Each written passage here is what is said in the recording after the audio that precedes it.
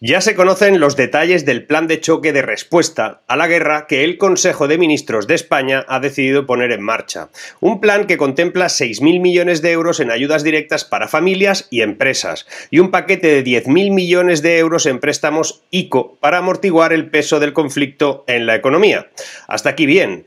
El mayor problema del plan de choque de respuesta a la guerra de Ucrania es que no es un plan de choque de respuesta a la guerra de Ucrania, básicamente porque no se sabe cuánto va a durar esa guerra, ni qué consecuencias va a tener. Y sobre todo, las medidas se toman en base a las protestas que se acumulan en las calles de diversos sectores económicos, la evidencia de que la inflación no va a dejar de crecer y que el poder adquisitivo de los españoles no hace más que deteriorarse.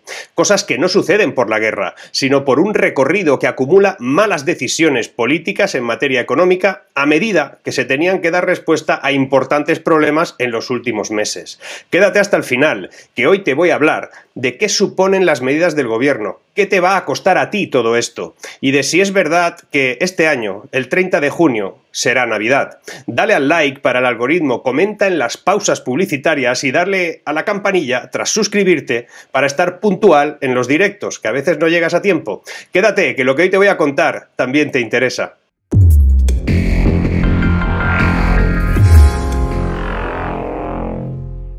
El plan del gobierno para afrontar el problemón en el que estamos tiene 5 ejes: ayuda a familias, empresas, transportes, ciberseguridad y energía.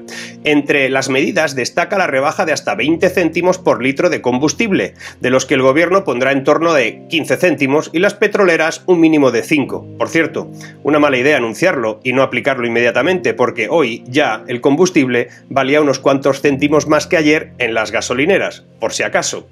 Además, el gobierno volverá a poner en marcha medidas para proteger el empleo evitando el despido de las empresas. En castellano, que vuelven los ERTE. Si pones en ERTE a tu plantilla por el mero hecho de no poder pagarles debido a que estás quedándote sin margen por culpa del incremento de precios, que sepas que no los vas a poder despedir.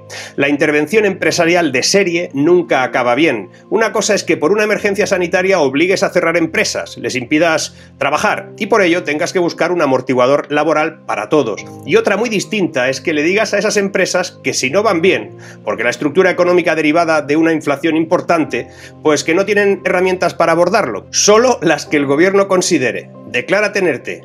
Y ni se te ocurra adaptar tu plantilla al mercado resultante. También en materia de vivienda resulta que para evitar que la inflación dispare el precio de rentas a actualizar, el gobierno limitará esas revisiones hasta un máximo del 2% durante 3 meses. A pesar de esos 5 ejes, las medidas en realidad se dividen en 2 ámbitos. Uno que es regulatorio, con la prohibición de subir más del 2% los alquileres, como te decía, hasta el 30 de junio, la prohibición de poder despedir si aplicas ERTEs en una empresa y la limitación de precios en la electricidad, es decir, control de precios que suele dañar a la oferta tarde o temprano y replicar incrementos de precio en segunda ronda, y además obliga a socializar las pérdidas de las empresas para que lo paguen todos los ciudadanos. Y en el otro ámbito está el presupuestario. Se piensan movilizar 16.000 millones de euros. Como te decía antes, 10.000 millones son créditos. Empresas con problemas pidiendo créditos ICO. Quiero un sillón en primera fila para ver las colas de autónomos pidiendo dinero. Y 6.000 millones de ayudas directas. Ojo con esto, de las ayudas directas, porque de las anteriores ayudas directas a empresas en 2020 y 2021 solo llegaron 1 de cada 2 euros que se anunciaron. Las exigencias a las empresas eran tan altas que casi nadie podía acceder a ellas. Ya verás, pasará lo mismo. Una cosa es anunciar ayudas y otra es licitarlas y transferirlas. Súmale los 20 céntimos en gasolineras, la ampliación del bono social que afectará a las facturas eléctricas, porque el bono social es una pequeña partida escondida que hay en las facturas y que pagamos todos. O súmale también el aumento del 15% del ingreso mínimo vital, que no han sido capaces de poner en marcha realmente todavía, y una serie de subsidios directos por valor de 1.000 millones que ya veremos cómo va. Y pongamos que todo esto lo logran. No sería malo si no fuera porque son planteamientos con una fecha de caducidad inmediata. Todo esto es ventilarse 6.000 millones en 3 meses. Pura táctica, y pura evidencia de que el gobierno no tiene idea de cómo afrontar el tremendo lío en el que estamos. El 1 de julio es una nebulosa importante, un agujero negro. Veamos, estas medidas se toman en base a una inflación que afecta a todo el mundo, un incremento de precios que a menos que tengas más de 40 años no habías visto nunca en España. Le llaman plan de choque por la guerra, pero es un plan de choque por la inflación. Y la inflación va a durar más del 30 de junio, eso está claro. Y la pregunta será, ¿qué haremos después? Pues una vez llegue el 1 de julio no se podrán retirar esos estímulos. Si no se retiran y se debe ir prorrogando, pongamos un año, hablamos de utilizar un 2% del PIB solo en esto, unos 24.000 millones de euros. Y ojo, porque si se anima a declarar ERTES, si se animan a declarar ERTES las empresas, y porque las cosas no van bien, el agujero puede ser tremendo. En 2020 los ERTES costaron 40.000 millones, por cierto. Nada es gratis, pero si finalmente la deuda nos la deja de comprar el Banco Central Europeo, como han anunciado, en junio, ya veremos quién la va a querer. Quien la quiera exigirá mayor rentabilidad y una prima de riesgo superior, algo que, cada vez que renovemos letras, nos costará más caro y se irán hipotecando próximas generaciones, algo que por cierto se traducirá en menos inversión pública, menos servicios, menos pensiones y más impuestos. Y es que no hay otra. Y te preguntarás, ¿esto no lo tiene en cuenta el gobierno? En realidad sí que lo tiene en cuenta, pero hace un cálculo en realidad inmediata. Esperan que la inflación se suavice, la guerra llegue a un punto que no afecte y que las solicitudes de los plazos de entrega de los fondos Next Generation se aceleren. Si esos fondos llegan, lo utilizarán para todo esto. Pensad que en este plan de choque por la guerra hay 150 millones para digitalizar el sector del transporte y 1.000 millones para un plan de ciberseguridad, un nuevo plan nacional de ciberseguridad dotado con 1.000 millones de euros en más de 150 actuaciones esenciales, así como la creación de un centro de operaciones de ciberseguridad para la Administración General del Estado y sus organismos públicos, así es como lo definen. Con esos dos epígrafes contemplan darle un barniz suficiente y poder usar esos fondos que eran para transformar la economía española y que van a ser utilizados de salvavidas. Deseo que les salga bien, en serio. El problema es que en economía los deseos no computan, pero las métricas sí. En realidad todas esas medidas podrían realmente dinamizar aún más la inflación. En lugar de reducir la carga por impuestos encadenados o deflactar el IRPF, se ha optado por medidas que suelen provocar aumento de precios. Y por mucho que lo digan, Putin no es el responsable de la inflación, de la subida de la electricidad, de los carburantes, del gas, del pan o de los pañales. La verdad es que hace 2 años que sube el gas en concreto y 9 meses que sube la inflación de los precios en general. En realidad, el año 2021 se inició con subidas en el gas natural. El precio del gas no tiene techo desde que se reactivó la economía mundial tras la pandemia y ha acumulado una subida del 381% desde agosto del 2020 a agosto de 2021. Por lo tanto, las subidas del gas anteriores al inicio de la guerra de Ucrania son debidas al shock de oferta y no al conflicto actual. Es más, si Rusia tuviera algo que ver con la situación actual de la tensión en los precios de todo, Alemania tendría que ser la más afectada, y si miramos los precios industriales de España y los alemanes, durante 2021 resulta que esos alemanes tuvieron un incremento del 18,4% y España del 23,6%.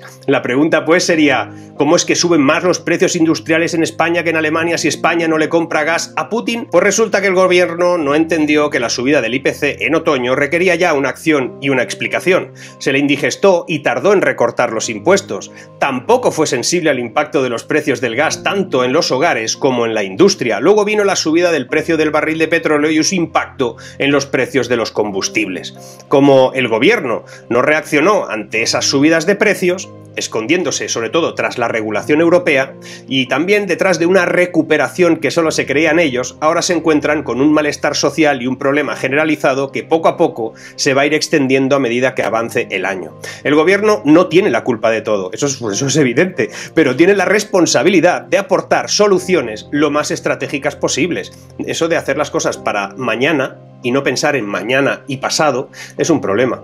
Sobre todo porque la crisis que más se parece a la que estamos entrando es la del 73, cuando los exportadores árabes de petróleo decidieron utilizar un barril de petróleo como arma de guerra contra Occidente y en particular contra Israel. La pandemia ahora es el origen y la guerra es su estímulo. Han creado una nueva crisis de abastecimiento que impone alta inflación, bajo crecimiento y pérdida de competitividad, es decir, cierres de empresas y pérdidas de empleo. La estrategia de subvencionarlo todo es muy peligroso. caso, al final acaba pidiendo deuda, y el gobierno no explica lo que significa una crisis de abastecimiento, no explica cómo se reparten los costos, ni siquiera explica que esto nos va a costar a todos. Si la inflación alcanza los 2 dígitos, querrá decir que todos tendremos esos 2 dígitos menos de capacidad adquisitiva, y eso, lo mires por donde lo mires, significa que se esfumarán esos 2 dígitos de capacidad económica global y seremos 2 dígitos más pobres todos. No era necesario subvencionar a todo el mundo el combustible. Manteniendo el precio final y aportando el diferencial a costes, por ejemplo, si se retira el IVA que aplica a la parte de impuestos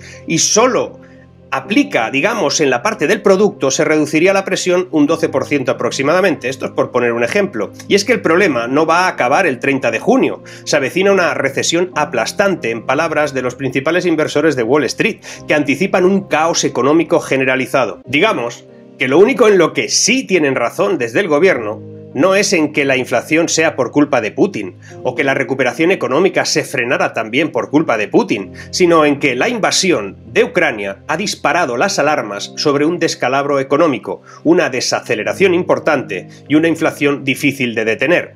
El Financial Times, Bloomberg y, como os decía, los mentideros de Wall Street hablan de esta inflación como algo más que factible comparando la situación actual con la década de los 70. De hecho, no son pocos los analistas que aseguran a aquellos que dicen que creciendo un 3 o un 4% no se puede hablar de esta inflación, a pesar de que haya una inflación del 8 o el 9%, que crecer un 3 o 4 tras caídas previas por la pandemia del 7, 8 o incluso un 10,8 como pasó en España, eso no es crecer, eso es un rebote por inercia, y argumentar que crecer un 5,1 es una noticia inédita sin decir seguidamente que se produce tras caer un 10,8 es no querer explicar la realidad a la gente, y la gente debe saber lo que pasa. Iremos viendo que incluso llegando mañana mismo un acuerdo de paz, ya se ha trastocado todo para tiempo. El suministro mundial de petróleo, acero, trigo, fertilizantes y otros productos básicos se ha fastidiado.